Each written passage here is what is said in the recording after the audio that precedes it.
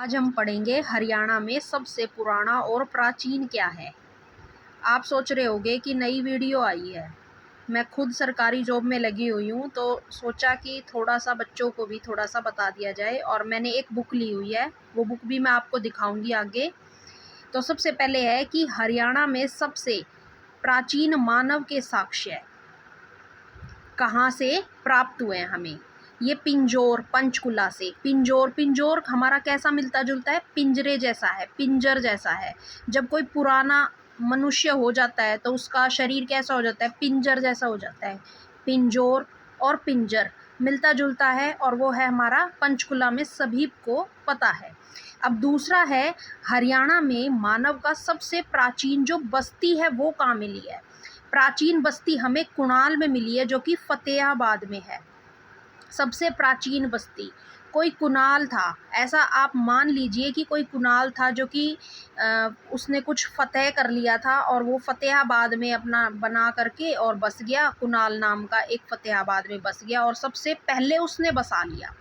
एक ये याद करने की ट्रिक है, आपके जो है ना दिमाग में सेट हो जाएगी कि आप कभी नहीं भूलोगे कि बस्ती कहाँ पे कुणाल ने बसाई थी, फतेहाबाद में बसाई थी।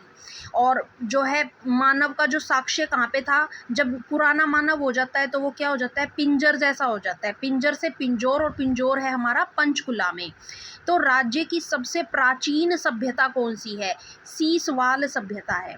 सबसे प्राचीन सभ्यता राज्य की, यानी हमारी हरियाणा की सबसे प्राचीन सभ्यता क्या है, सीसवाल। जब हमारे घर में कोई आता है तो हम क्या करते हैं, जैसे कोई भगवान है, कोई हम किसी मंदिर में जा रहे हैं तो हम उसके आगे शीश झुका देते हैं। तो शीश झुकाने की जो प्रथा है हमारी बहुत प्राचीन है।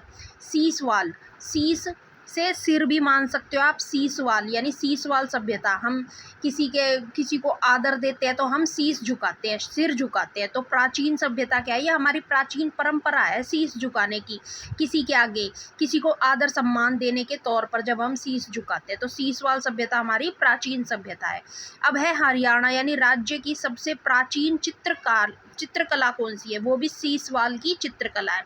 जब हमारी सभ्यता जो है सीसवाल की है, हमारी सभ्यता सीसवाल की है सबसे पुरानी, तो चित्रकारी भी वहीं पर ही उसी सभ्यता में ही हमें मिलेगी।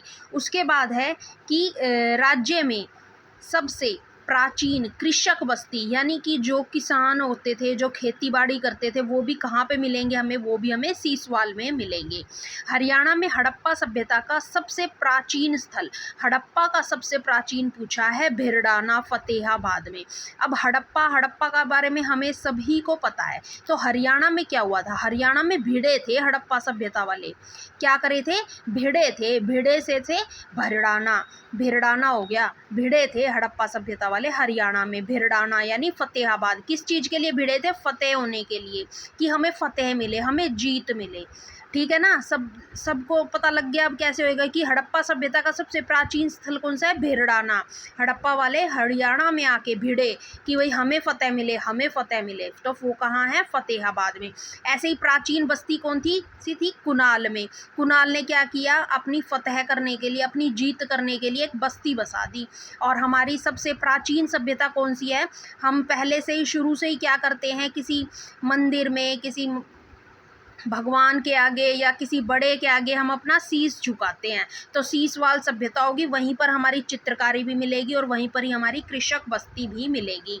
तो सबसे प्राचीन महाकाव्य कौन सा है, भगवद गीता, जो कि कृष्ण ने दिया था अर्जुन को, वो बहुत पुराना है। तो हरियाणा के जो हिसाब से हमारा प्राचीन महाकाव्य है। और सबसे प्राचीन नदी कौन सी है, सरस्वती। ये लगभग अब जो है लुप्त हो चुकी है।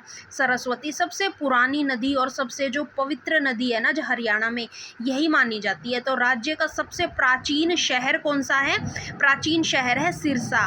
सीसवाल सभ्यता, शीस और सिरसा भी सिर से हो गया रिलेट, तो प्राचीन शहर कौन सा हो गया, सिरसा।